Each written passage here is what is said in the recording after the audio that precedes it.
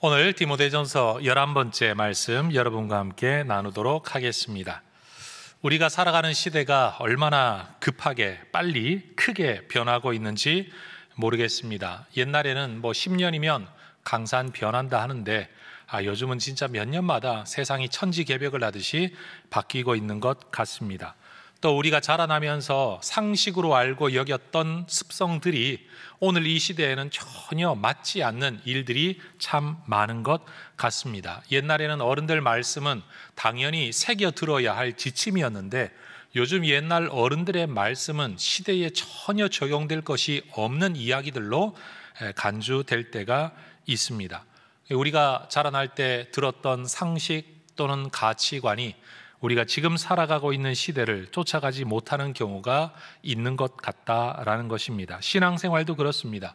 하나님을 알지 못하던 우리가 하나님 믿는 사람이 되어 교회 공동체의 일원이 되어 이 신앙생활을 하고 있는데, 교회에서 자주 말하는 몇 가지는 자주 들어 알고는 있지만 우리의 의식은 여전히 예전의 세상의 상식을 따르고 있는 경우가 많은 것 같습니다. 한마디로 시대가 변했는데 의식이 예전인 것처럼 내 몸은 교회 안에 들어와 기독교인이라 하는데 내 사고방식은 옛날 믿지 않는 사람들의 삶과 크게 다르지 않다라는 겁니다. 그런 점에서 신앙생활이라는 것은 하나님의 말씀을 통해 하나님의 창조 원리와 하나님 나라의 질서에 따른 가치관 또는 삶의 방향성을 배워가는 과정이다. 다시 말해 세계관과 인생관이 변화하는 과정이다라고 말할 수 있을 것 같습니다. 우리가 무의식 중에 당연하게 여기고 살아왔던 삶의 가치관과 양식이 하나님의 말씀과 얼마나 멀리 떨어져 있는지, 또는 모든 사람이 행복의 길이라고 믿고 따라가는 그 길이 얼마나 파괴적인 길이며 마귀적인 길이었는가를 우리는 말씀을 통해 배울 수 있습니다. 디모데전서 1장에서 4장까지는 바울이 그동안 성경 말씀에 관한 교회의 책임과 역할을 강조해 왔습니다. 그런데 5장 이후부터는 사람들과의 관계성에 관하여 이야기하기 시작합니다. 그래서 오늘 설교는 우리가 인간의 관계성 안에서 어떻게 경건성을 지켜갈 수 있는지, 무엇이 교회됨인지, 무엇이 하나님께서 우리에게 원하는 것인지를 우리가 배워갈 수 있기를 기대합니다. 하나님의 말씀, 성경 말씀은 하나님의 자녀들이 걸어야 할 바른 길이 무엇인가를 알려줍니다. 또 우리의 삶에서 무엇이 잘못되어 있는가도 알려줍니다. 그리고 잘못된 그 길에서 어떻게 바른 길로 돌아갈 수 있는지를 알려줍니다. 동시에 어떻게 바른 길을 끝까지 갈 수 있는가를 알려줍니다. 이 성경 말씀을 가지고 성도들을 가르치고 책망하고 권면하고 수정하는 것이 목회자가 감당해야 할 목양 활동의 직무입니다. 그런데 가르치고 경책하고 경계하고 구원하는 것, 이것이 목회자의 사명이지만 바울은 어그러진 세대 가운데 어그러진 길을 사랑하고 어그러진 말을 듣기 원하는 사람들 앞에서라도 목회자가 어떤 태도로 그 말씀을 지도하느냐에 대하여 오늘 본문에서 지도 또는 가르치고 있습니다. 말씀의 권위를 가지고 있다, 또는 목사의 직분과 지위와 은사를 가지고 있다라는 것이 우리가 어떤 태도를 가지고 성도에게 다가가더라도 괜찮다라는 게 아니라는 거죠. 흔히 우리가 전도할 때 어떻게든 전도하면 된다라고 말을 하지만 오늘 이 말씀을 우리 일반 성도들께서 적용할 때는 내가 하나님의 구원의 복음을 가지고 누군가에게 다가갈 때에도 마땅한 태도가 있다는 사실로 우리가 들을 수 있기를 기대합니다. 다시 말해 길거리 전도자들이 얼마나 무례하고 얼마나 사람의 마음을 불편하게 하느냐, 이게 결코 전도하면 모든 게 용인되고 묵인되는 게 아니라는 것을 우리가 배워야 되겠다라는 거죠. 목회자로서 특별히 교회가 성도들을 대할 때 특별히 높은 연령의 성도들을 어떤 태도로 대해야 되느냐에 관하여 바울은 1절과 2절에서 그렇게 말을 합니다. 늙은이는 아버지에게 하듯 나이든 여인들에게는 어머니에게 하듯 하라라는 겁니다. 이 구절의 가르침은 교회 안에 나이 많은 성도들에게는 아무 말도 하지 마라, 가르침도 하지 마라 라는 말이 아닙니다. 올바른 가르침을 행하더라도 올바른 태도, 다시 말해 존중의 태도로 해야 된다라는 겁니다. 목회자라는 이유 때문에, 말씀을 가르친다는 이유로 성도들을 대할 때 때때로 무례한 태도, 특별히 연로한 어르신들 앞에서 거만하고 무례한 반말로 다가가는 목회자들을 만날 때, 비록 그분이 목회자요, 은사가 있으며 많은 분들에게 복음을 전하는 사람이라고 할지라도 오늘 이 말씀에 근거했을 때는 올바르지 않은, 뭔가 문제가 있는 것이다 라고 우리가 이해할 수 있을 것 같습니다. 해야 할 말을 하고 해야 할 역할을 하더라도 성도들의 나이, 성도들의 경험, 성도들의 권위, 그들의 인격 지위를 존중하는 것, 그것이 목회자가 지켜가야 할 태도이고 훈련되어져야 할 소양이라는 거죠. 여러분, 세상에서도 노래는 정말 잘하는 가수인데 인격적인 문제가 있는 분들이 있을 수 있습니다. 재능의 문제와 인격의 문제는 전혀 다르죠. 우리 하나님께서도 우리에게 은사를 주십니다. 직분도 주십니다. 그런데 기억해야 될 건 은사와 직분이 곧 그 사람의 인격은 아니라는 겁니다. 그러니 우리가 하나님께서 전적으로 은사와 은혜와 선물을 주시지만, 그건 하나님의 자의적인 뜻이지만, 우리가 해야 될 일이 뭐냐? 그리스도인다운, 하나님의 백성다운 우리의 소양과 인격을 훈련해 나가는 것이다. 사실 이것이 지난주 우리가 나누었던 경건의 훈련에 대한 말씀인 것이죠. 전 우리 교회 안에 있는 모든 성도님들께서 하나님의 은혜로 충만하기를 축복하고 은사와 은혜로 충만하고 복도 많이 받기를 축복합니다. 그런데 우리가 꼭 해야 될 일이 있는데, 그건 바로 그리스도인으로서의 소양의 훈련이라는 사실이에요. 그래서 이 훈련이 잘 되어서 시간이 흐르면 흐를수록 그의 인격이 빛이 나고 그의 신앙이 빛이 나 모든 사람의 모범이 될 만한 사람이 되어야 된다. 바로 지난주 설교와 오늘 본문이 연결되는 부분일 것입니다. 또한 존중의 태도로 대해야 될 때 나이 많은 분들만이 아니라 젊은 사람들은 어떻게 대해야 되냐? 젊은 남자는 형제에게 하듯, 젊은 여자에게는 자매에게 하듯 하라라고 이야기합니다. 세상에서 어떤 분들은 나이 많은 분들을 써먹을 것이 없는 퇴물 취급하면서 우리를 귀찮게 하는 존재, 번거로운 존재, 또는 세금을 축내는 천덕꾸러기로 여기는 분들이 있는 것 같습니다. 또는 젊은 남자와 여자를 대할 때에는 능력으로 바라보거나 성적인 대상으로만 바라보는 잘못된 관점을 가진 분들도 있는 것 같습니다. 그런데 오늘 하나님의 말씀은 우리에게 분명히 이야기하죠. 사람을 바라볼 때 나 중심으로 바라보지 말고 하나님께서 그분을 어떻게 세우셨는가를 바라보면서 여러분, 전혀 새로운 관점, 다시 말해 가족의 관점으로 바라보라라는 사실입니다. 왜 우리가 성도들을 이런 태도로 대해야 하는가에 대해서는 제가 결론 부분에서 좀 더 보완해서 말씀을 드리도록 하겠습니다. 먼저 한번 따라 하십시다. 가족으로 대하는 것이 경건입니다.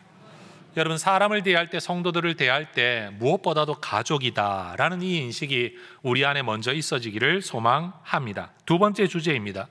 구약시대로부터 신약시대, 심지어 근대, 어떤 시대에는 현대에 이르기까지도 어떤 사회에서는 인류 역사를 보면 여성과 아이들은 철저하게 성인 남성에 종속된 사회 경제적 지위를 가졌던 것 같습니다. 남편이 없는 과부, 또 부모가 없는 고아는 그 사회에 항상 가장 약한 존재였습니다. 설교 중에 잠깐 여러분에게 언급드리자면, 오늘 본문의 주제가 과부에 대한 주제이고 과부라는 단어가 너무 많이 반복이 됩니다. 저도 설교를 하면서 이 단어를 계속 사용을 해야 되는데, 혹여라도 이 단어가 여러분 마음에 좀 걸리는 분들이 계시더라도 오늘 주제가 그러하니, 또 성경이 사용하는 단어가 그러하니 어쩔 수 없다라고 좀 양해를 부탁드립니다. 그런다고 제가 위도우라는 영어 단어를 쓸 것도 아니고, 여러분 이 과부라는 단어 마음에 거리낌 없이 받아주실 수 있기를 부탁을 드립니다. 그런데 우리 하나님께서는 바로 이렇게 사회적으로 가장 약자요, 보호받지 못하는 고아와 과부에 대하여 하나님 자신을 그들의 보호자로 지칭하십니다. 하나님은 고아의 아버지, 과부의 재판장이시다라는 거죠. 그리고는 하나님의 백성들에게 율법 곳곳에 이들을 돌보아야 한다는 사회적 책임, 개인적 책임을 명령하십니다. 심지어 출애굽기 22장의 말씀을 보면 하나님은 과부와 고아를 돌보지 않으면 너의 아내를 과부로 만들어버리고 너의 자녀를 고아로 만들어버리겠다라는 굉장히 무서운 경고의 말씀을 하시기도 합니다. 그런데 사실 이 구절은 너도 너의 아내도 언젠가는 과부가 될 수 있고 너의 자녀들도 언젠가는 고아가 될 수 있다는 이 인식 속에서 남들을 돌보아야 된다라는 관점으로 이해하면 더 좋을 것 같습니다. 동시에 저주의 말씀만 하신 게 아니라 이 명령을 불이행할 때의 저주만이 아니라 이 말씀에 순종할 때 하나님께서는 우리 손으로 하는 모든 일에 범사에 복 주시겠다라고 약속을 하십니다. 그러니 하나님은 이 사회적 약자에 대한 우리의 태도에 따라서 때로는 벌을 주시기도 때로는 복을 주시기도 하겠다. 우리 세상의 말로 하면 당근과 채찍으로 이 말씀에 순종하기를 요구하고 계신 거죠. 그래서 초대교회 공동체는 이 말씀의 전통을 그대로 이어받아서 여러분 과부를 돌보는 일에 열심을 내었습니다. 사도행전 6장을 읽어보면 교회가 필요로 하는 일꾼을 더 세웠던 이유 중에 하나가 바로 이런 과부들을 돌보는 일 때문이었습니다.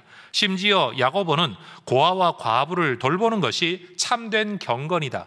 경건이라는 것은 종교 행위를 열심히 하는 게 아니라 이런 사회적 약자들을 돌보고 챙기는 것이다 라고 말하기까지 했습니다. 오늘 본문에서도 바울은 디모데에게 바로 이런 내용으로 권면하고 있는 겁니다. 3절이죠. 참 과부인 과부를 존대하라. 아니 과부면 과부이지 참 과부는 뭐냐? 바울이 참 과부라는 단어를 쓸 때는 과부가 된 이후로 계속 과부로 살아가고 있는 분, 그런데 그를 부양할 사람이 없는 사람을 참 과부라고 이야기하는 겁니다. 그냥 일반적으로 과부 그러면 남편을 잃어버린 사람이라고 이야기할 수 있는데 거기 몇 가지 의미를 덧붙여 참 과부라는 표현을 쓰는 거죠. 바울은 이런 사람들을 존대하라라고 이야기합니다. 그런데 이 존대하라라는 단어는요 17절 우리가 다음 주일 살펴보게 되겠지만 목회자들, 말씀을 가르치는 자들을 존경하라라고 할 때 그 단어와 똑같은 단어입니다. 목회자에게 대한 존경의 단어와 오늘 과부에게 대한 존대의 단어가 같은 단어인데 이 단어에는 태도상의 존중감 플러스 그 위에 물질적인 필요를 합당하게 채워준다라는 의미가 있는 단어입니다. 그리고 과부를 존대하라라는 말에는요 단순히 깍듯하게 대해라가 아니라 물질적 필요까지 공급하라라는 의미를 담고 있다라는 거죠. 바울이 이 편지를 쓸 당시에는 보험이나 연금이나 노령인구 복지에 대한 사회보장 제도가 없던 시대였습니다. 동시에 그 시대에는 여성들의 경제활동 범위가 너무나도 협소해서 남편이 죽은 이후에 홀로 남은 과부 또는 부모가 없는 고아들은 먹고 사는 생계 자체가 아무런 길이 없었던 시대입니다. 교회가 이런 분들을 돌보아야 한다라고 바울이 명령하는 거죠. 물론 바울은 지금 모든 과부를 교회가 책임져야 된다 그 이야기를 하고 있는 건 아닙니다. 경제적 능력이 없는 고령자, 특별히 어르신들 홀로 되신 분들에게 대한 부양의 1차적 책임은 가족, 특별히 자녀에게 있다라고 바울이 분명하게 이야기를 합니다. 4절 같이 한번 읽어보겠습니다. 만일 어떤 과부에게 자녀나 손자들이 있거든 그들로 먼저 자기 집에서 효를 행하여 부모에게 보답하기를 배우게 하라. 이것이 하나님 앞에 받으실 만한 것이니라. 결국 고령의 어른들에게 대한 부모에게 대한 1차적 부양의 책임은 누구에게 있냐? 후손들에게 있다라는 겁니다. 국가 책임 이야기하기 이전에 교회 책임 이야기하기 이전에 내가 우리 부모를 책임져야 된다. 이게 성경의 가르침입니다. 16절에서 바울은 한 번 더 이 내용을 권면합니다. 만일 믿는 여자에게 과부 친척이 있거든 자기가 도와주고 교회가 짐지지 않게 하라. 이는 참 과부를 도와주게 하려 함이라. 교회가 정말로 도와야 할 분들을 도울 수 있기 위하여서 친척까지라도 내가 직계가 아니라고 할지라도 반계가족이라도 그 과부된 분들을 돕는 것이 마땅한 도리이다 라고 이야기를 하는 겁니다. 여러분 이 성경 구절이 단순히 부모님 먹고 살게 해라 라는 사회 경제적 관점만은 아닙니다. 예를 들어 국가복지가 굉장히 발달하여서 노령의 어른들에게 주거지가 다 제공되어지고 먹고 살아갈 수 있는 생활보조금이 다 제공된다고 할 때가 되더라도 여전히 이 구절은 우리에게 주어진 하나님의 말씀일 것입니다.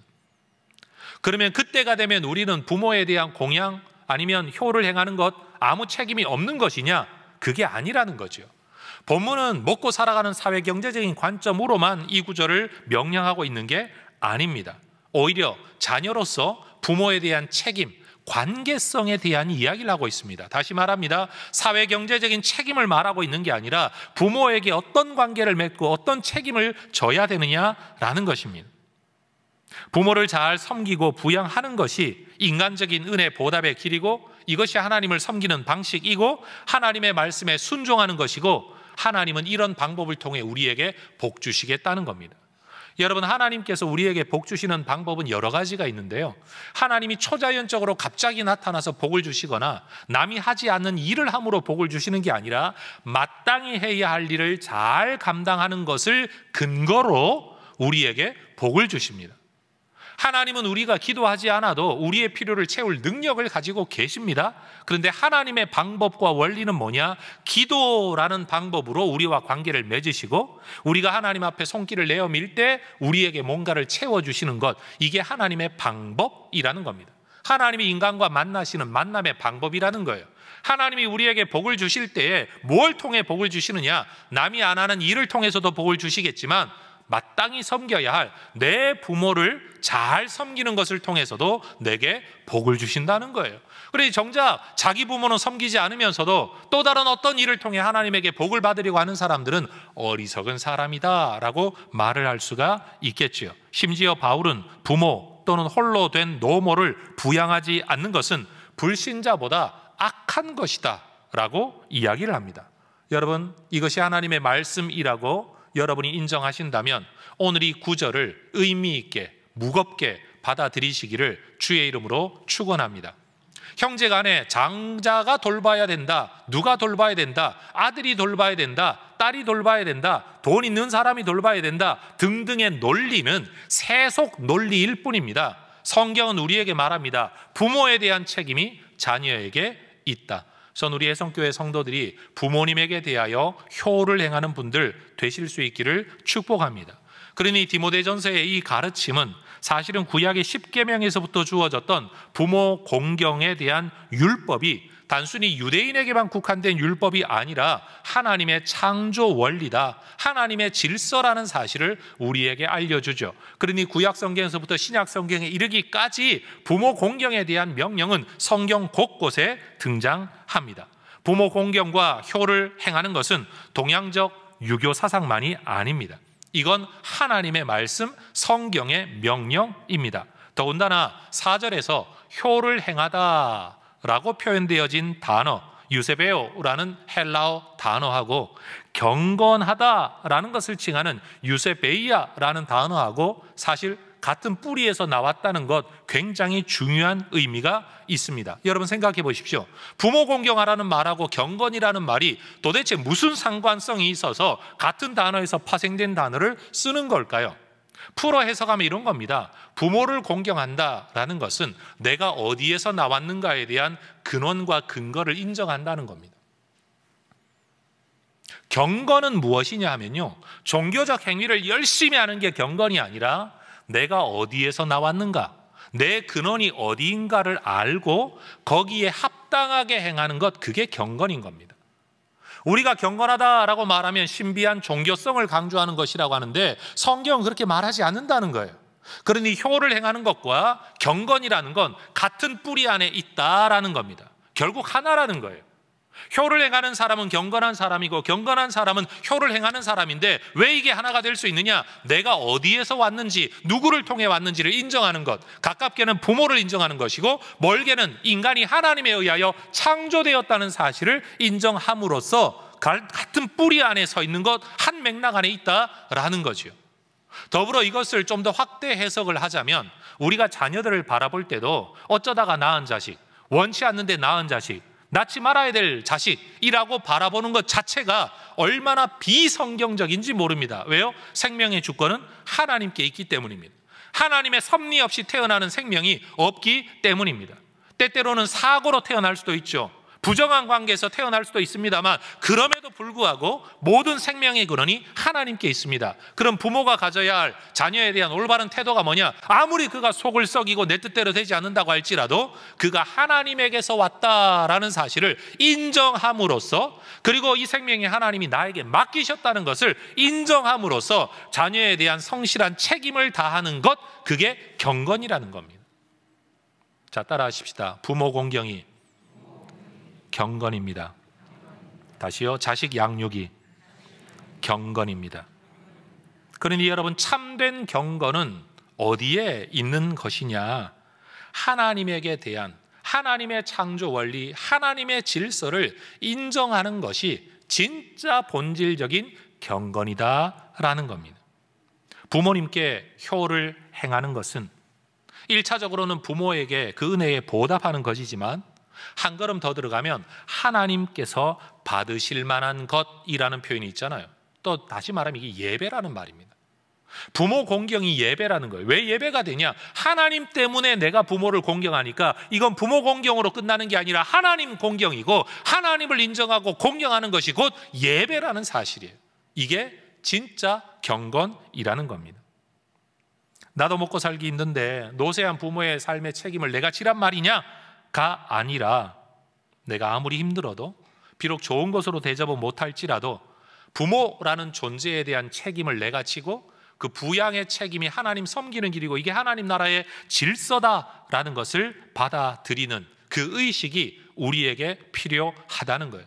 그래서 교회 안에서 효를 이야기하면 자꾸 유교를 이야기하는데, 여러분, 효는 유교적 사상이기 이전에, 유교가 생겨나기도 전에 여러분, 성경이, 하나님이 우리에게 명령하신 내용이라는 것을 우리가 인정해야 할 겁니다. 우리가 상식적으로 가지고 있는 관점 또는 이 시대의 문화와 가치관을 가지고 살아가는 것, 사람들이 다 그렇다고 해도 그게 다 올바른 게 아닙니다.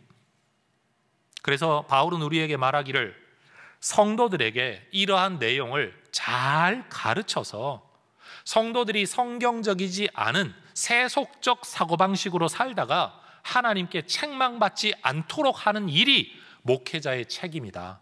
너 이거 잘 가르쳐야 된다라고 말씀하는 겁니다. 오늘 제가 설교하고 있는 이유가 바로 그것이죠. 성도 여러분, 이 하나님의 말씀을 잘 배우고 받아들이고 순종하여서 하나님께 책망받지 않는 하나님의 백성들 되시기를 주의 이름으로 축원합니다. 한번 따라하십시다. 효를 행하는 것이 경건입니다. 꼭 기억하십시오. 효를 행하는 것은 경건입니다. 자, 세 번째 주제입니다. 그렇다면 교회가 책임지고 돌보아야 할 과부는 과연 누구냐? 바울은 교회가 존대해야 할 과부의 조건에 대하여 이어지는 성경에서 이야기합니다. 근데 조건이 상당히 까다롭습니다. 첫 번째 조건, 한 남편의 아내로 살다가 사별한 이후에 부양할 자녀마저 없는 60세 이상의 여인, 이게 구절이 말하고 있는 첫 번째 과부의 조건입니다. 그럼 왜 하필이면 60세냐? 주후 200년경에 쓰여졌던 랍비들의 구전을 기록해 편찬한 유대교 문서 미시나에서는 공식적으로 노년에 들어서는 나이를 60세로 규정했었다고 합니다. 그리고 전통적으로 유대 사회 안에서도 남자 나이가 60세는 지나야 어른이라고, 우리가 흔히 말하는 장로라는 호칭으로 불리워졌었다라는 거예요. 그러니 누군가의 부양이 꼭 필요한 기준 나이가 이 시대 바울이 살아가고 있던 그 시대는 몇 세다? 약 60세이다. 그런데 나이만 먹어서 되는 게 아니다. 과부가 되어야 되는데 과부로 살면서 부양할 사람이 없는 어려운 형편에 있는 사람을 첫 번째 조건으로 했다라는 겁니다. 두 번째 조건은 단순히 이런 객관적인 조건만이 아니라 삶의 조건, 신앙생활의 조건이 따라옵니다. 10절의 말씀을 보면 여러분, 이들은 선한 행실의 증거를 가진 사람이어야 하는데, 선한 행실의 증거라는 건 뭐냐? 자녀 양육의 책임, 나그네 대접의 책임, 성도 섬김의 책임, 환난 당한 자를 구제하는 책임, 모든 선한 일에 동참한 증거가 있는 사람을 이런 사람으로 뽑아야 된다. 교회가 부양해야 된다라고 이야기하는 거예요. 세 번째 조건은 그들의 영적 생활입니다. 5절의 말씀을 보면 참 과부인데 그들이 하나님께 소망을 두어 주야로 항상 간구와 기도를 하는 사람들, 세속의 즐거움을 추구하는 사람들이 아니라 드라마 보는 낙으로 사는 게 아니라 기도하는 낙으로 사는 정도가 되어야 교회가 책임을 진다라는 거예요. 근데 설교하고 있는 저도 그렇지만 이 설교를 듣고 있는 여러분이 생각할 때도 야, 이게 일반적인 구제 대상을 정할 때 이렇게 까다로운가 싶은 마음이 드실 겁니다. 그래서 여러분 여러 자료들을 좀 더 뒤져 봤어요. 보니까 교회 역사 속에서 성경을 연구한 분들 가운데는 오늘 디모데전서가 이야기하고 있는 이 조건은 교회의 일반적인 구제 대상을 선정하기 위한 조건이 아니라 과부가 된 상태에서 그 남은 인생을 하나님의 교회를 위해 섬기겠다라는 사역자가 되기 위한 과부로서 사역자로 들어오는 분들에 대한 조건이라고 해석을 한다라는 겁니다. 이러한 주장을 하는 분들의 근거 자료가 2세기 초반 교회 지도자였던 이그나티우스라는 분이 쓴 편지가 있는데 이 편지 제목이 이렇대요. 과부라고 불리는 처녀들에게 쓴 편지. 여러분, 과부가 처녀는 아니잖아요. 이게 처녀라는 말은 존칭의 뜻을 가지고 있는 거예요. 교회 안에서 과부인데 처녀라고 불리는 어떤 분들에게 특별한 목양적 편지를 쓸 필요가 있었고 그 글이 남아있다는 거예요. 그리고 2세기 후반에 터툴리안이라는 교회 지도자가 남긴 기록 가운데는 명부에 기록된 과부들이 기도에 힘쓰고 병자를 간호하고 고아를 돌보고 감옥에 갇힌 그리스도인을 방문하고 이교도 여인들에게 복음을 전하고 회심한 여인들이 세례받을 수 있도록 가르치는 일을 했다라는 기록이 남아있다는 거예요.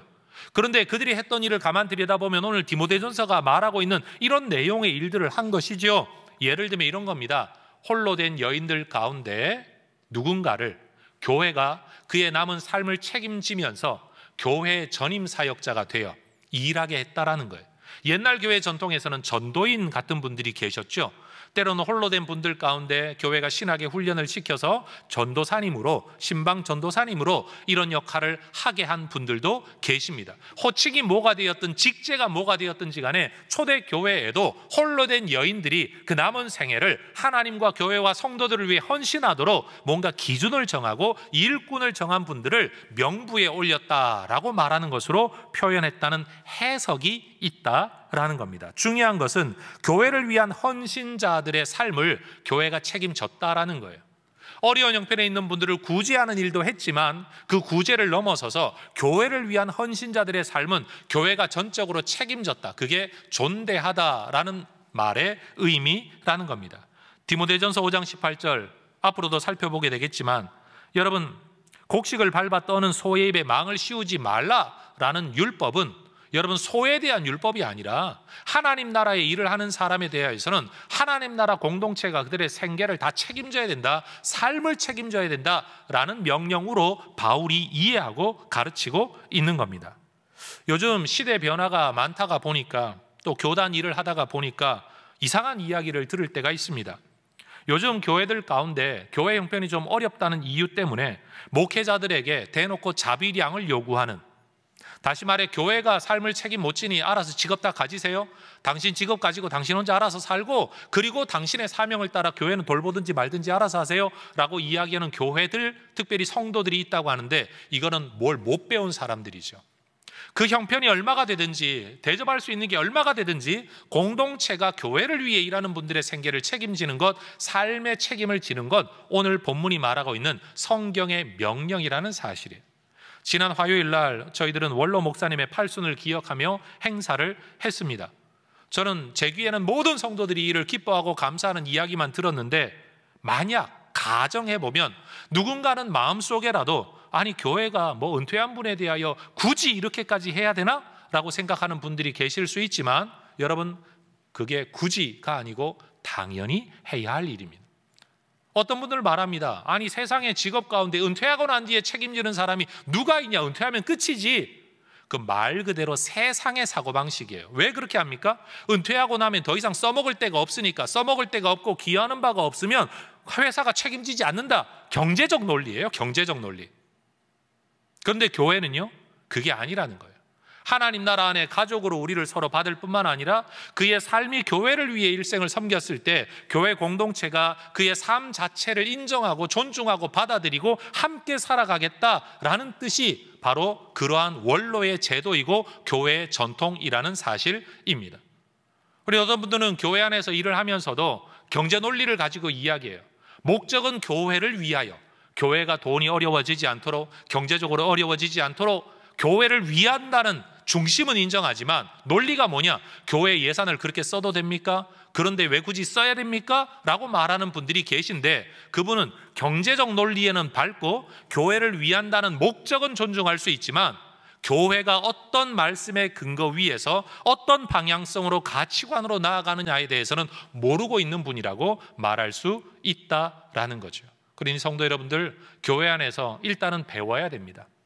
잘 배워서 교회는 어떤 원리에서 움직여지는 공동체인가, 거기에 따라서 우리가 함께 살아가야 된다라는 거죠. 네 번째 주제입니다. 교회라면 어려운 형편에 있는 사람들을 누구에게나 차별 없이 베풀고 나누면 좋을 텐데 바울은 왜 이렇게 조건을 걸어서 섬김의 대상을 선별하는 걸까요? 아마도 선한 일을 실천하는 동안에 생겨난 체험적, 경험적 이유 때문이었을 거라고 우리는 추측을 해볼 수 있습니다. 여러분, 우리 교회도 지난 수십 년 동안 지역사회를 섬기는 일을 열심히 하고 있습니다. 여러분의 목적 헌금과 여러분의 일상적인 헌금, 거기 11조를 통해서 저희 교회는 이 인근 지역 주민센터를 통해 추천받은 수십 가정의 어려운 분들, 특별히 국가가 돕지 못하는 분들에게 정기, 생계, 구호금, 지원금을 송금해드리고 있습니다. 사실 그건 교회에서 재정적으로만, 은행의 업무로만 처리하면 일상적으로 전달이 됩니다. 최소한의 먹고 살기 위한 도움을 우리가 드리는 거죠. 그리고 우리가 또 하는 일들은 매달 한 번씩 우리의 손으로 준비한 음식을 그런 분들 또는 또 다른 분들에게 전달해 드리는 일을 합니다. 이것은 하나님 앞에 우리가 기쁨으로 섬겨야 될 일이다. 그리고 세상을 복되게 하는 일이다. 그래서 해피 블레싱 데이라는 이름으로 이 섬김의 날을 정해서 한 달에 한 번씩 이 일을 수행하고 있습니다.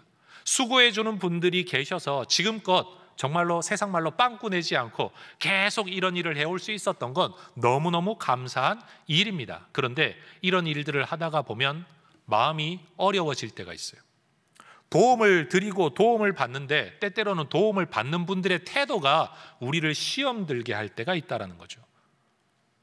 오히려 마치 맡겨놓은 것을 찾듯이 요구하거나 때로는 매우 무례하게 우리를 대할 때 야, 내가 좋은 일 하고서도 이런 일을 겪어야 되나 싶을 때가 있어요. 저도 해보니까 교단 일을 할 때, 여러분 돕는 일을 할 때 가장 어렵고 가장 큰 시험에 들어요. 한 번 줄 때는 고맙습니다 하고 허리가 90도였는데요. 두 번 줄 때는 허리가 점점 올라오다가 나중에는 안 준다고 멱살 잡고 달려들어요. 정말로 어려워요. 돕는다는 건 결코 쉬운 일이 아닙니다. 전 우리 해성교회 성도들이 1년 내내 이 일에 참여하지 못하겠지만 12달 내내는 참여하지 못하겠지만 그래도 1년에 한두 번이라도 이 봉사의 일에 여러분이 참여할 수 있기를 이 자리를 빌어 권면하고 싶습니다. 그리고 돕는 일, 보람된 일이긴 하지만 어렵다는 경험을 사실 해야 합니다. 그래야 이 일을 지속하는 성도들이 그저 좋은 일 하니까 야 좋은 일 하니까 좋은 일이지 뭐 하나님께 복받아 라고 말할 게 아니라 얼마나 마음 상해가면서 선한 일을 하고 있는지를 알고 인정하고 우리가 그들을 박수 쳐드릴 수 있게 된다라는 거죠. 바울 당시에 과부였던 성도들, 특별히 교회로부터 도움을 받았던 성도들 가운데에는 그 과부라는 처지에서 살아가다가 하나님에 대한 소망을 놓쳐버리고 남은 인생을 향락을 추구하며 살았던 분들이 계셨던 모양입니다. 어떤 면에서 인생을 자포자기했다고 말할 수 있을까요? 6절을 보면 향락을 좋아하는 자들, 살았으나 죽었다라고 여겨질 수밖에 없는 사람들. 그런데 이 향락에 대한 해석이 학자들마다 정말 제각각입니다. 몇 가지 해석이 있습니다. 첫 번째는 경제적 활동이 불가했던, 다시 말해 홀로 된 여인이 할 수 있는 일이 전혀 없었던 그 사회 속에서 먹고 살기 위해 어쩔 수 없이 자기 자신을 누군가의 향락의 대상으로 내어주는 일, 일명 매춘을 하는 일이 있었다라는 해석입니다. 바울로서는 아무리 먹고 살기 힘들다고 할지라도 교회 안에 있었던 성도들이 과부가 되었다는 이유 때문에 먹고 살기 위해 하나님의 자녀가 자신을 매춘에 내어준다, 이거 절대 참아볼 수 없었던 일이고 허용할 수 없었던 일일 것입니다. 두 번째 해석은요, 교회의 돌봄을 받던 성도가 그로 인하여 일정한 안정된 삶의 기반을 얻게 된 이후에 오히려 그 안정된 삶의 기반을 가지고 불경한 삶을 살아가게 된 사람들이라는 해석입니다. 이러한 해석의 근거는 13절에 근거합니다. 13절 한번 보십시오. 그들은 게으름을 익혀 집집으로 돌아다니고 게으를 뿐 아니라 쓸데없는 말을 하며 일을 만들며 마땅히 아니할 말을 하나니. 여러분, 먹고 살기 위한 길을 찾아야 했던 분들이 교회 도움을 받아 먹고 살 수 있는 길이 열렸는데, 그러니까 남는 시간에 뭘 하느냐? 게을러졌다는 거예요. 근데 게으를 뿐만 아니라 뭘 하느냐? 집집마다 돌아다니며 쓸데없는 말을 하며 아니해야 할 말을 하며 일을 만들고 돌아다니고 있다라는 거예요. 그러니 여러분, 교회가 돕는 분들이, 아니면 교회가 공식적으로 돕고 있는 분들이 돌아다니면서 그렇게 덕이 되지 않는 일들을 한다면 교회로서는 굉장히 난처한 입장에 처해질 수밖에 없는 거죠. 세 번째 해석은요, 그렇게 홀로 된 분들이 독신으로 살아가는 것을 전제로 교회가 삶을 책임지며 교회 사역을 하기로 했던 분들이 이 헌신의 서약을 깨뜨리고 재혼을 해버리면서 사역을 안 하게 되는 일들을 의미한다라는 해석입니다. 그래서 바울은 아직도 젊어서 활동의 여지와 재혼의 여지가 있는 분들은 스스로 자기 삶을 책임지게 하는 게 좋고, 교회가 존대할 명부에는 이런 사람은 올리지 않는 게 좋다라고 11절과 12절에서 말하고 있다라는 해석인 거죠. 그러나 오해하지 말아야 할 것은 교회가 재혼을 금지하는 것은 아니라는 겁니다. 고린도전서 7장을 보면 사별하거나 불의한 사유 때문에 이혼당한 사람들은 여러분, 재혼하는 것을 교회가 금하지 않았습니다.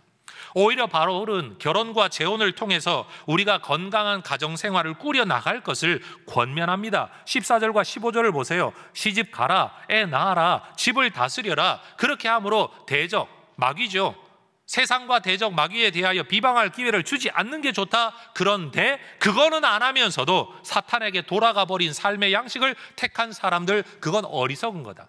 다시 말하면 이런 겁니다. 결혼은 안 하겠다라고 하면서 사탄의 길로 들어서는 것보다 오히려 결혼을 통하여 영적인 건강한 길을 가는 게 훨씬 더 낫다라는 권면이라는 거죠. 바울이 가족 공동체 안에서의 안정되고 건강한 삶을 영적 경건의 길로 가르치고 있다는 것을 우리는 잊지 말아야 합니다. 자, 따라하십시다. 건강한 가정생활이 경건입니다.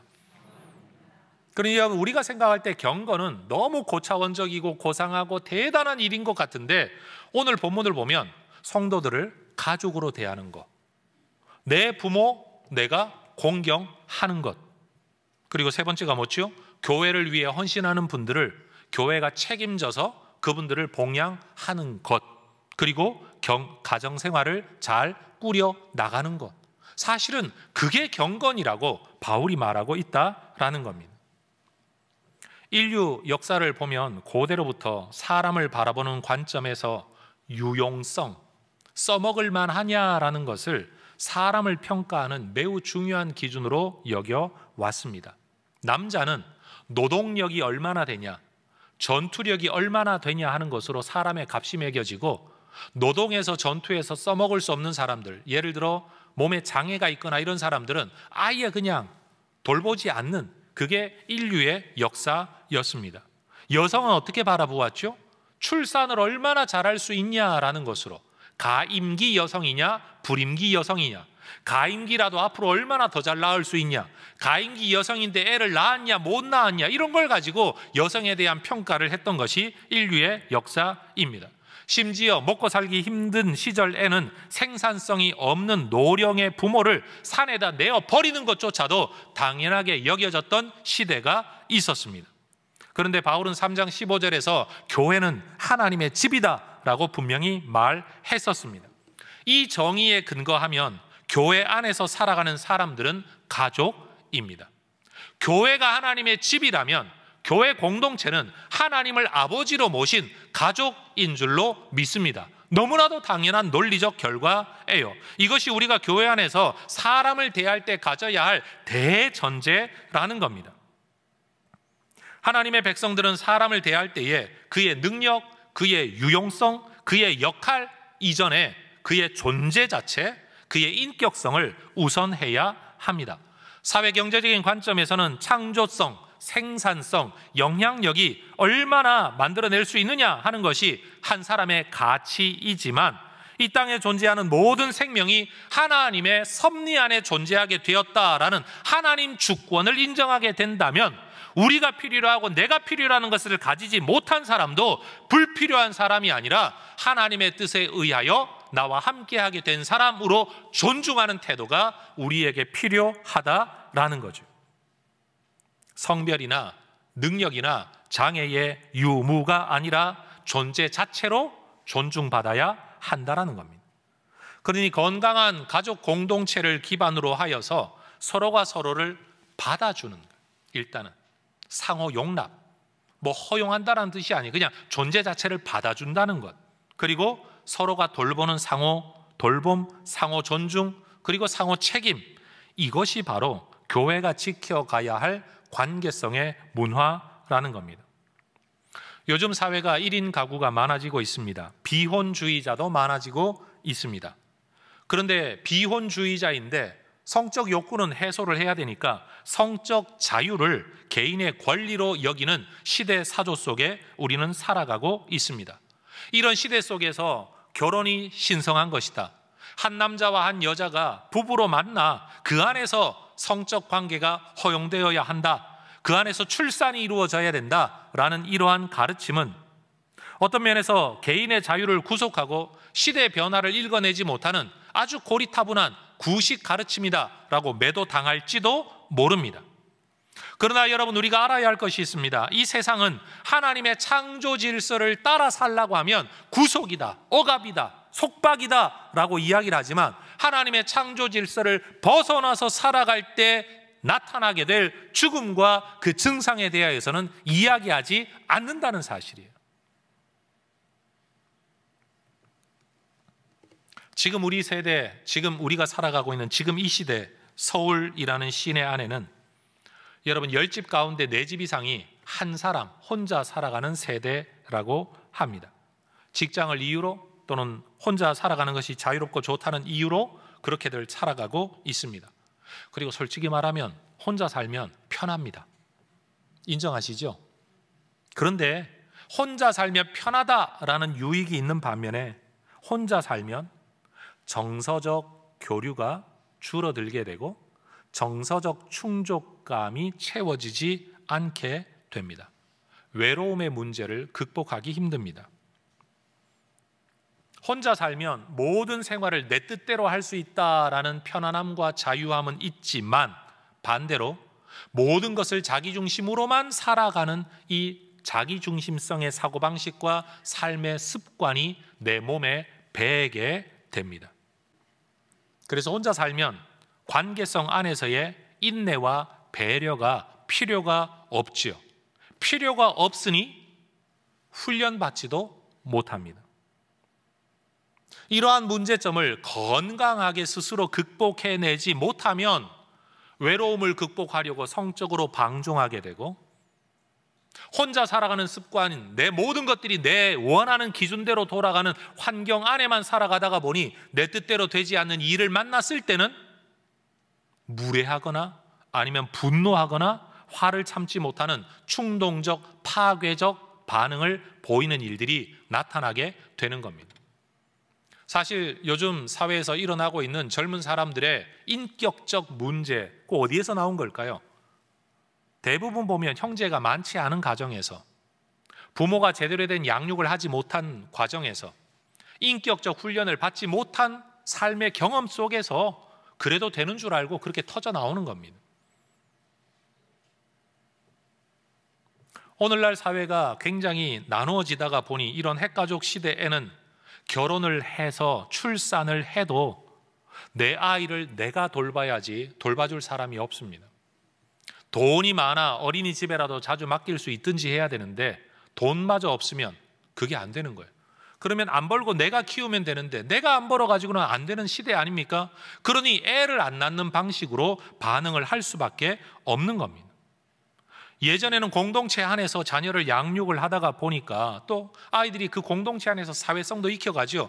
우리 옛날 할머니들, 어르신들 애 10명씩 어떻게 낳았어요? 나 혼자 키우라고 하면 10명 못 낳았을 겁니다. 나는 애 낳아놓고 밭에 일을 하러 가도 누군가가 내 애를 돌보는 사람들이 있었기 때문에 그런 일이 가능했던 거예요. 근데 지금은 사회 구조가 전혀 그렇지를 못하다는 거예요. 아파트에 수십 집이 같이 살고 있어도 내 애 봐줄 사람 없어요. 그러니 여러분, 이 애를 돌보기 위해서 이게 너무 크게 느껴지는 거예요. 애 하나 가지고 그러냐? 여러분, 하나 가지고 그러냐가 아니라 하나인데도 너무너무 힘든 거예요. 왜요? 24시간을 매달려 있어야 하니까요. 그런 면에서 보면 이 시대가 가지고 있는 출산의 문제, 자녀 양육의 문제, 성장하는 과정 속에서의 인성과 품성의 문제, 사회성 훈련의 문제, 누군가가 옆에서 도와주고 챙겨주고 있을 만한 사회적 안전망에 관한 문제, 노령 인구에 대한 문제, 사람과 사람이 어떤 관계를 맺고 살아야 되냐, 얼마나 서로를 존중할 수 있느냐라는 관계성의 태도의 문제를 해결하고 극복할 수 있는 공동체는 교회밖에 없습니다. 여기 결혼하지 않은 청년들이 혹시 계십니까?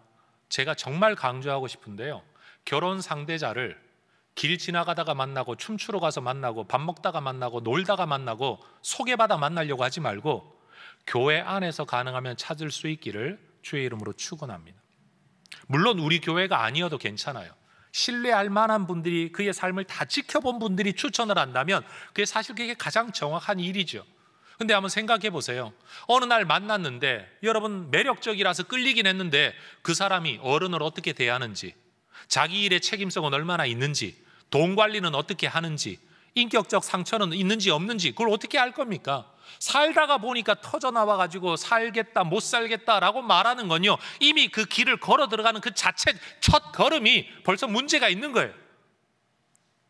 그래서 교회 공동체 안에서 검증된 신앙, 검증된 인격, 그의 부모는 어떠한 성품을 가진 분, 그가 어려서 자라날 때부터 어떤 성격을 가지고 있는 사람, 일을 맡기면 얼마나 충성되게 성실하게 감당하는지, 어른을 얼마나 어떻게 잘 대하는지, 아랫사람은 얼마나 잘 품어줄 수 있는지, 이 검증이 된 사람을 여러분의 배우자로 삼을 때 사실은 남은 인생이 가장 안전하게 살아갈 수 있는 길이라는 사실이에요. 우리의 자녀들이 여러분 교회 공동체 안에서 잘 훈련된 자녀들을 만날 수 있기를 주의 이름으로 축복합니다. 이러한 자녀들이 여러분 결혼을 하는 것도 성경이 명령하는 거잖아요. 세상에서는 결혼과 비혼 자체가 선택이지만 성경에서는요, 특별한 사명과 목적이 아니면 결혼하는 것이 옳다라고 명령하고 있습니다. 결혼을 안 하는 이유가 귀찮아서, 편하고 살고 싶어서, 나 하나 먹고 살만 하니까 라는 등등의 이유라고 한다면 저는 목사로서 이러한 이유를 성경적으로는 지지하기 힘들다. 너의 선택이기 때문에 존중은 하겠지만, 내가 하라 마라 말할 권위도 내게는 없지만 성경을 가르치는 사람으로서는 분명 특별한 목적의 헌신이 아니라면 결혼을 하는 것이 성경의 가르침이다 라고 여러분에게 말씀드리고 싶어요. 그리고 자녀 출산도 마찬가지 아닙니까?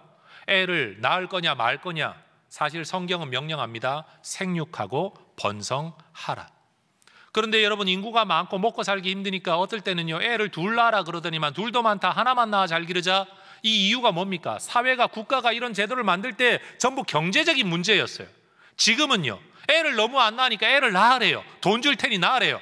여러분 100만 원 줄 테니까 200만 원 줄 테니까. 여러분 생명이 뭐 물건입니까? 돈 주면 낳게. 그리고 그 많은 출산 장려금 다 써가지고 출산율이 높아졌나요? 더 낮아졌어요. 그건 올바른 방법이 아니에요. 여러분, 우리에게는 결혼과 출산, 그리고 이 자녀를 말씀으로 양육해야 된다. 세상의 가치관이 아니라 하나님의 가치관으로 양육을 해서 너 이 세상에서 치이지 않고 먹고 살려면 남보다 잘나야 돼가 아니라 하나님이 너를 통해 이 세상을 복되게 하시길 원하신다. 네가 얼마나 영향력 있는 사람이 되느냐가 중요한 게 아니라 네가 어떤 자리에 가든지 하나님의 은혜의 통로가 되어서 세상을 먹여 살리는 사람이 되라. 이 가치관을 교회가 아니면 누가 가르치냐는 거예요. 세상은 남을 짓밟아야 내가 산다라고 가르쳐요. 이게 세속의 가치관 아닙니까? 일반 학교에서도 선생님들이 뭘로 아이들을 긴장시킵니까? 너 그러면 대학 못 간다. 너 그러면 연봉 얼마다. 너 그러다가는 저런 직업밖에 못 가진다. 이런 걸로 아이들을 가르치고 있잖아요. 죄송하지만 선생 자격이 없는 거죠. 그렇게 가르치면 안 되는 거죠. 네가 성적은 못하더라도 네가 살 길이 있을 거다. 네가 잘하는 게 있을 거다. 네가 어떤 직업을 가지든지 연봉 얼마짜리 인생이 되든지 너 사회에 기여할 수 있다. 너 행복하게 살 수 있다. 이렇게 가르쳐야 되는 것 아닙니까, 여러분? 그러니 이 사회가 가지고 있는 잘못된 문화, 잘못된 가치관 속에서, 잘못된 질서 속에서 교회가 지켜가야 할 가치가 있다라는 거예요. 어른들을 두고 어떻게 평가할 거냐? 성경이 명령하잖아요. 어른을 공경해라. 부모를 공경해라. 효를 다 해라. 우리의 삶의 목적이 무엇이냐? 도대체 인생이 뭐냐? 허무하다가 아니라 네 인생은 하나님과 동행하는 가치가 있다. 하나님이 너를 통해 세상 가운데 하나님을 드러내기를 원하신다. 네가 원하는 자리는 아니지만 너에게 맡겨진 그 자리에서도 하나님 얼마든지 일하실 수 있다. 실패한 인생은 살 가치가 없다가 아니라 실패했다라고 여겨지는 그 자리에서도 하나님의 영광이 나타날 수 있다. 이게 성경의 가치 아닙니까? 우리가 그렇게 살아야 된다라는 거예요. 저는 교회만이 이 일을 살아낼 수 있고 남에게 말할 수 있다라고 확신합니다. 바울은 교회가 가족을 대체해야 된다라고 말하는 게 아닙니다. 여러분, 공동체가, 큰 공동체가 작은 공동체를 대체한다는 거, 그 공산주의죠. 공산주의는 뭐든지 공동생활, 공동육아, 공동교육, 공동식사, 공동노동, 공동분배를 가치로 합니다. 그러나 성경은 그렇게 말하지 않습니다.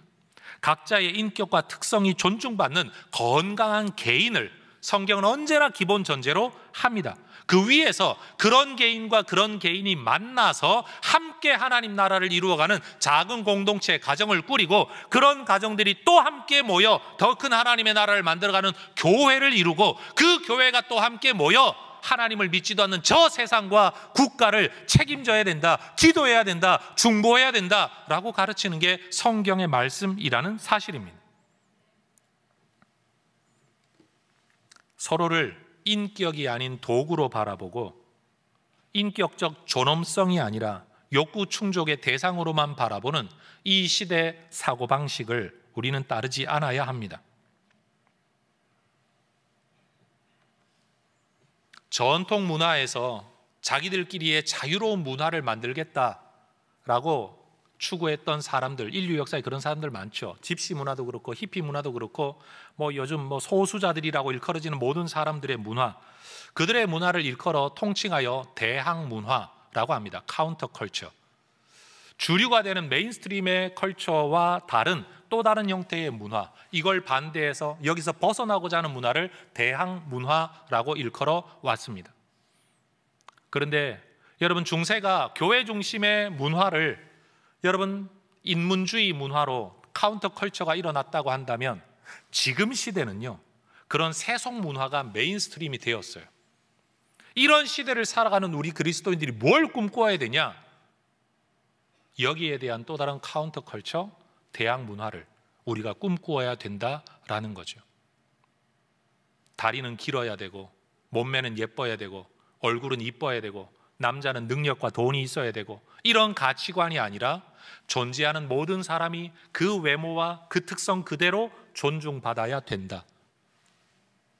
공부 잘하는 학생은 학생이고 공부 못하는 놈은 쓸데없는 놈이 아니고 학교 평균 성적을 떨어뜨리는 놈이 아니고 이 학교를 통해 잘 교육받아 세상을 먹여 살릴 하나님의 도구로 바라보는 관점이 우리에게 필요하다는 사실이에요. 어그러진 시대 가운데, 어그러진 세대, 어그러진 문화 속에서 전 우리 혜성교회가 바로 이러한 대학 문화를 살아내고 이루어내고 그리고 전파하는 공동체가 될 수 있기를 소망합니다. 전 우리 혜성교회가 그저 예배의식만 이어가는 공동체나 아니면 공간으로 존재하는 것이 아니라 세속적 문화와는 다른 문화의 방식을 택하여 살아가는 삶의 모습으로 이 사회에 영향력을 끼칠 수 있기를 소망합니다. 성경을 통해 하나님의 뜻과 질서에 따른 단정한 삶을 우리가 추구해야 된다라고 디모데전서를 통해 배워가고 있지 않습니까? 단정한 삶. 그런데 이 단정한 삶이 경건이라는 단어로 이어지고 있는데, 이 경건이라는 단어가 인간의 관계성으로 들어올 땐 어떻게 실천되어져야 되냐? 그게 바로 오늘 본문의 이야기라는 사실입니다. 세상의 세력을 잡은 마귀의 질서, 마귀의 문화와 맞서서 하나님 나라의 질서, 하나님 나라의 문화를 이루어가는 게 우리의 사명이라는 사실입니다. 세상은 돈 주지 않으면 움직이지 않죠. 이익이 되지 않으면 절대 움직이지 않습니다. 그런데 우리에게는요, 이익이 되지 않아도 순종하려는 선한 열망이 있는 줄로 믿습니다. 성도 여러분은 교회가 돈 준다고 여기 나와 앉아 있는 게 아니잖아요. 신앙이 얼마나 무서운 힘이고 얼마나 대단한 힘인가요? 우리에게는 한 분 하나님에 대한 절대 아버지 되심의 창조주가 계시죠. 한 권 성경이라는 절대 기준이 있죠. 우리 모두가 순종해야 된다는 당위성이 있죠. 그리고 우리가 꿈꾸는 하늘나라가 있죠. 그리고 이 땅에서 잠시 살다가 영원한 우리의 집이 따로 있다는 여행자 의식이 우리 안에 다 있지 않습니까? 그러면서도 이걸 버리고 거기만 가면 돼가 아니라 여기서 하나님 나라를 이루어야 된다는 사명의식이 우리에게 있지 않습니까? 돈 주는 거 아닙니다. 성공을 말하는 게 아닙니다. 하나님의 뜻이 하늘에서와 같이 땅에서도 이루어지기를 꿈꾸는 여러분, 이런 동기부여되어진 사람이 세상 어디에 있단 말입니까? 교회는 정말 강력하고 무서운 공동체라고 저는 확신합니다. 그런 공동체가 그저 예배 한번 하고 흩어져 버리는 그것으로 끝나지 않으면 좋겠다. 그래서 이 지역 안에서 혜성교인들이 뭐 일을 해서 칭찬받는 게 아니라 혜성교회 사람들이 살아가는 모습 자체가 여러분 세상의 칭찬이 될 수 있기를 축복합니다. 혜성교회 사람들은 어른을 참 깍듯하게 모셔. 혜성교회 사람들은 서로 보면 굉장히 친밀해. 혜성교회 사람들은 정말 남자와 여자가 함께 만나도 어떻게 저렇게 경건하고 어떻게 저렇게 깨끗할 수 있는지 정말 놀라워. 사실 오늘날 여러분 모든 동호회가 다 문제래요.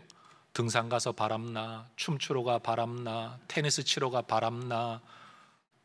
저는 그런 사회 속에서 서로를 형제와 자매로 바라보고 어머니와 아버지로 바라보는, 여러분 이것이 우리가 지켜가야 될 문화인 줄로 믿습니다. 제가 여러분을 어머니와 아버지라 생각을 하고 말씀을 가르쳐야 된다면 여러분은 말씀을 들으면서도 아들처럼 저를 여겨야 될 줄로 믿습니다.